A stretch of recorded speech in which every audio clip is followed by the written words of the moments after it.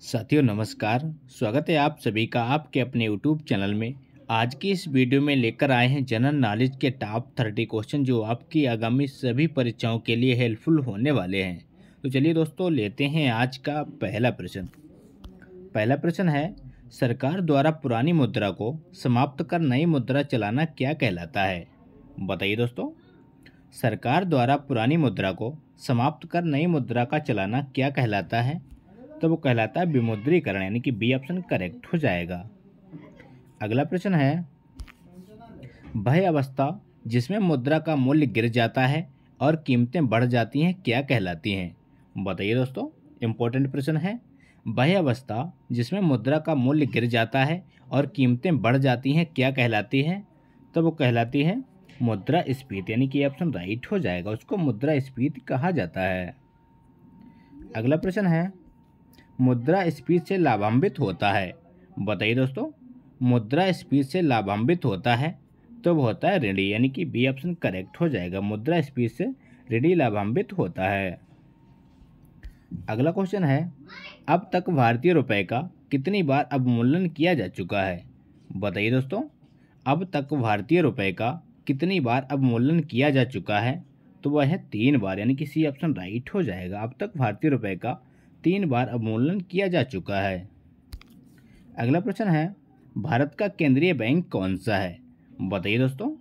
भारत का केंद्रीय बैंक कौन सा है?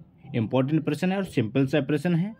तो इस प्रश्न का सही जवाब है रिजर्व बैंक ऑफ इंडिया, यानी कि डी ऑप्शन राइट हो जाएगा। भारत का केंद्रीय bank reserve bank of India है। अगला क्वेश्चन है, भारतीय रिजर्व बैंक की स्थापना कब की गई थी? बताइए दोस्तों। भारतीय रिजर्व बैंक की स्थापना कब की गई थी?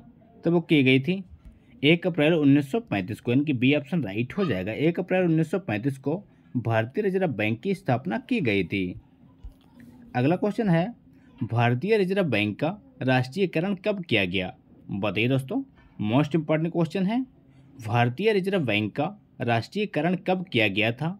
तो वो किया गया था वर्ष 1949 में, यानी कि सी ऑप्शन राइट हो जाएगा। वर्ष 1949 में भारतीय रिजर्व बैंक का राष्ट्रीयकरण किया गया।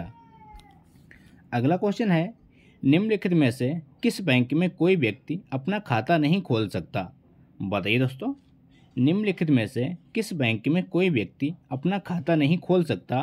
तो वह बैंक है भारतीय रिजर्व बैंक, यानी कि सी ऑप्शन राइट हो जाएगा। भारतीय रिजर्व बैंक में कोई भी व्यक्ति अपना डायरेक्ट खाता नहीं खोल सकता। अगला प्रश्न है, 1 रुपये के नोट पर किसके हस्ताक्षर होते हैं? बताइए दोस्तों। 1 रुपये के नोट पर किसके हस्ताक्षर होते हैं? तो वो होते हैं वित्त सचिव भारत सरकार, यानी कि डी ऑप्शन राइट हो जाएगा। वित्त सचिव भारत सरकार के हस्ताक्षर होते हैं 1 रुपये के नोट पर। अगला प्रश्न है, भारत में नोट जारी करने की कौन सी प्रणाली अपनाई जाती है? बताइए फ्रेंड्स। भारत में नोट जारी करने की कौन सी प्रणाली अपनाई जाती है? तो अपनाते हैं न्यूनतम आरक्षित प्रणाली, यानी कि बी ऑप्शन राइट हो जाएगा। न्यूनतम आरक्षित प्रणाली भारत में नोट जारी करने के लिए प्रणाली को अपनाया जाता है। अगला प्रश्न है, इंपीरियल बैंकों का आंशिक राष्ट्रीयकरण करके भारतीय स्टेट बैंक की स्थापना कब की गई? बताइए दोस्तों। इंपीरियल बैंकों का आंशिक राष्ट्रीयकरण करके भारतीय स्टेट बैंक की स्थापना कब की गई? तो वो की गई थी 1955 में, यानी कि सी ऑप्शन राइट हो जाएगा। 1955 ईस्वी में इंपीरियल बैंकों का आंशिक राष्ट्रीयकरण करके भारतीय स्टेट बैंक की स्थापना की गई। अगला क्वेश्चन है, भारतीयों द्वारा सीमित देयताओं वाला संचालित पहला बैंक कौन सा है? बताइए दोस्तों। तो इस क्वेश्चन का सही जवाब है अवध कमर्शियल बैंक, यानी कि ऑप्शन राइट हो जाएगा। अगला क्वेश्चन है, भारतीय जीवन बीमा निगम की स्थापना किस वर्ष की गई थी? बताइए दोस्तों। भारतीय जीवन बीमा निगम की स्थापना किस वर्ष की गई थी? तो वो की गई थी वर्ष 1956 में, यानी कि सी ऑप्शन राइट हो जाएगा। वर्ष 1956 में भारतीय जीवन बीमा निगम की स्थापना की गई। अगला प्रश्न है, भारतीय स्टेट बैंक से जुड़े सहयोगी बैंकों की संख्या कितनी है? बताइए दोस्तों। इंपॉर्टेंट प्रश्न है। भारतीय स्टेट बैंक से जुड़े सहयोगी बैंकों की संख्या कितनी है? तो वो है 5, यानी कि ऑप्शन करेक्ट हो जाएगा। स्टेट बैंक से जुड़े सहयोगी बैंकों की संख्या 5 है, याद रखिएगा। अगला क्वेश्चन है, नरसिंगम समिति संबंधित है? बताइए दोस्तों। नरसिंगम समिति किससे संबंधित है? आपके ऑप्शन उच्च शिक्षा सुधार से, ऑप्शन बी कर सुधारों से, ऑप्शन सी बीमा सुधारों से, ऑप्शन डी बैंकिंग संरचना सुधारों से। तो इस प्रश्न का सही जवाब है बैंकिंग संरचना सुधारों से, यानी कि डी ऑप्शन करेक्ट हो जाएगा। बैंकिंग की सुधारों से संबंधित है नरसिंगम समिति। अगला प्रश्न है, निम्नलिखित में से कौन सी संख्या शेयर बाजारों पर नियंत्रण रखती है? बताइए दोस्तों, निम्नलिखित में से कौन सी संस्था शेयर बाजारों पर नियंत्रण रखती है? तो वह है सेबी, यानी कि बी ऑप्शन करेक्ट हो जाएगा। सेबी का मुख्यालय कहाँ है? इसका आंसर कमेंट बॉक्स में दीजिए।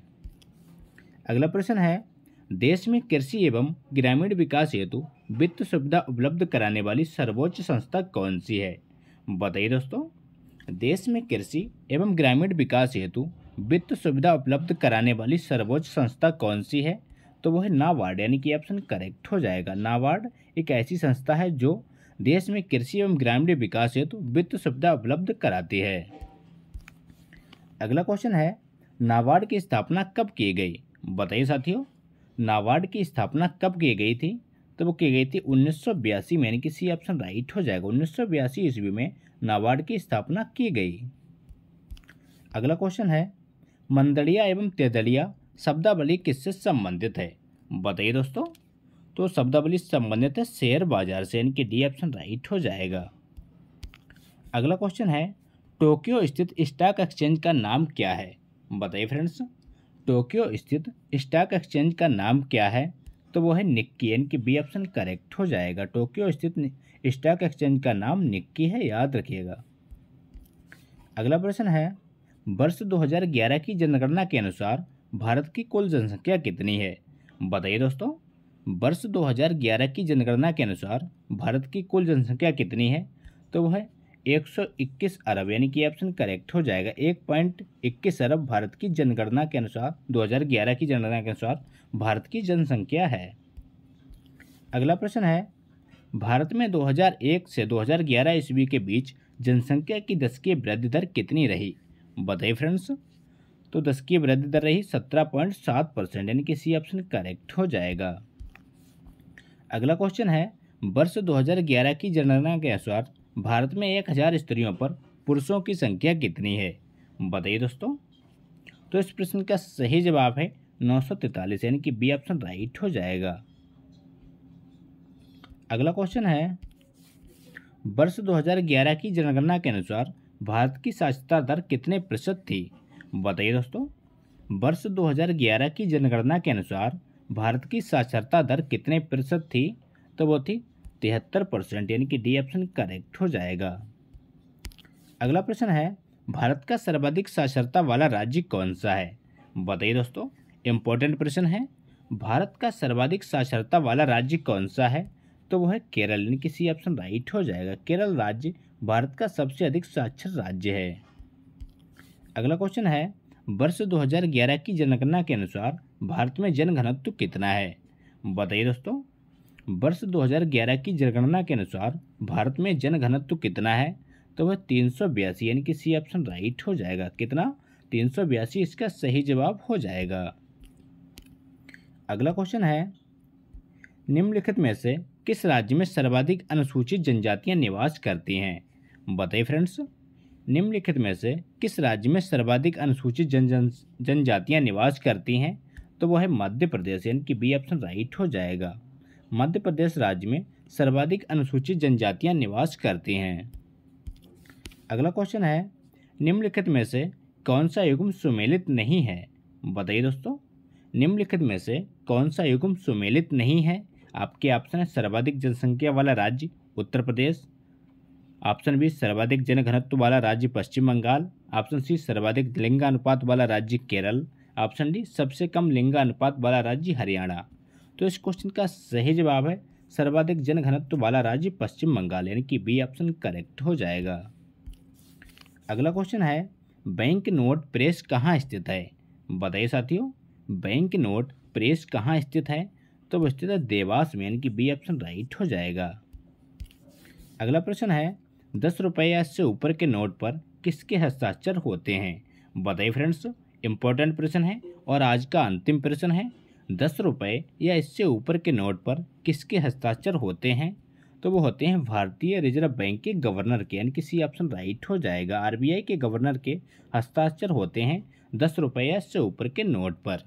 तो ये थे दोस्तों आज के इंपॉर्टेंट प्रश्न। अगर वीडियो अच्छा लगा हो तो लाइक करें, दोस्तों के साथ शेयर करें और चैनल पर नए हो चैनल को सब्सक्राइब करना ना भूलें।